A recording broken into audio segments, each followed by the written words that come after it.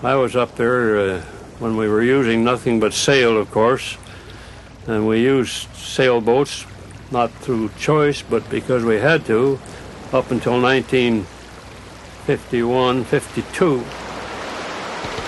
Pacific American Fisheries boats were white boats, and they were painted mast color or yellow, dark yellow inside.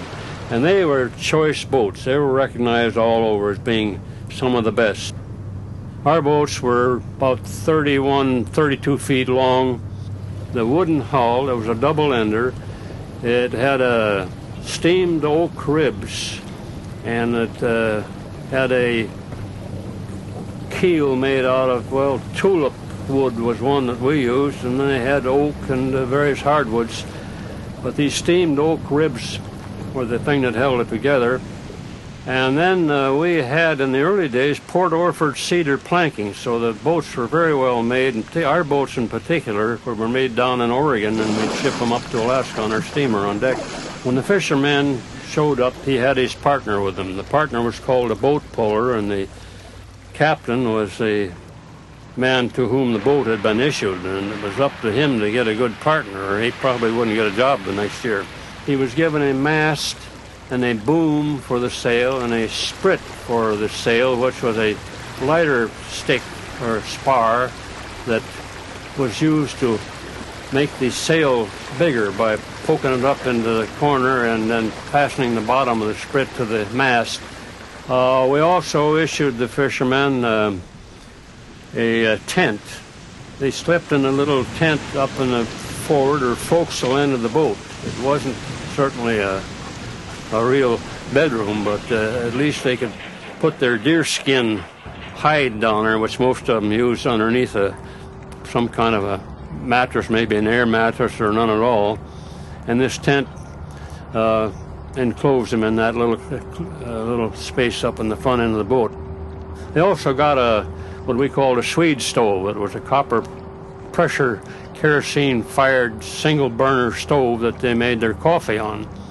And they had to cook in the boat, so they'd leave the cannery in those early days to be out on the grounds at 6 o'clock Monday morning, and they didn't come back until 6 o'clock Saturday night, and they had to cook and do everything out in that boat in that time without coming to the cannery.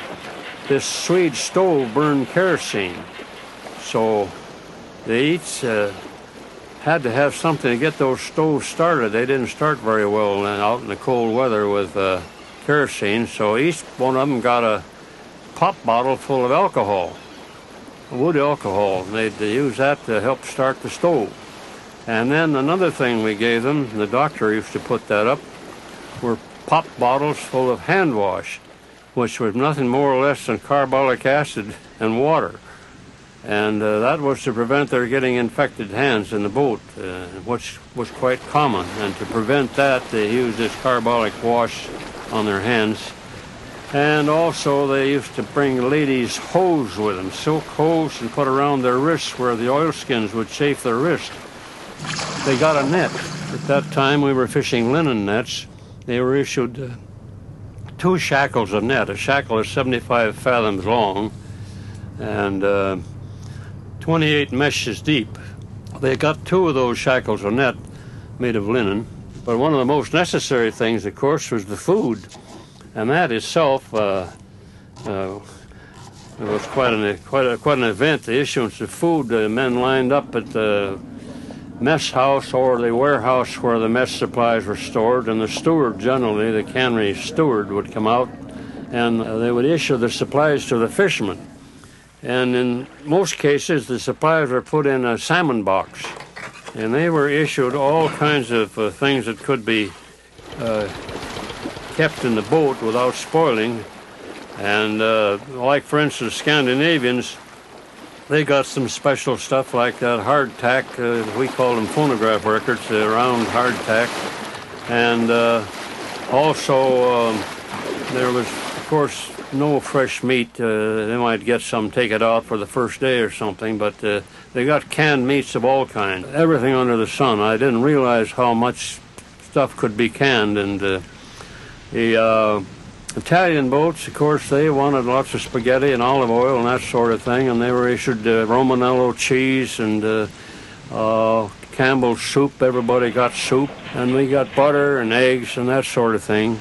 And also cooking gear. We gave them a Columbia River stew pot, they called it, named after the Columbia River boats. That's pretty much the story of how the fishermen lived out there. It was not comfortable. You can realize these are open boats with no facilities of any kind. They were always damp and wet because the boat was always wet, and their beds would get damp. But they went out with wool clothing and everything, but it was a tough life, particularly when they went out there from Monday morning till Saturday night without ever going ashore. They had to pull these nets in by hand and pick the fish out of them, and it was really tough work. And then if they had no wind, they had to use oars. They got 2 sets of 14-foot ash oars that weighed heavily, and they had to propel the boat by oars. Sometimes they'd have to row all day if they had no wind at all.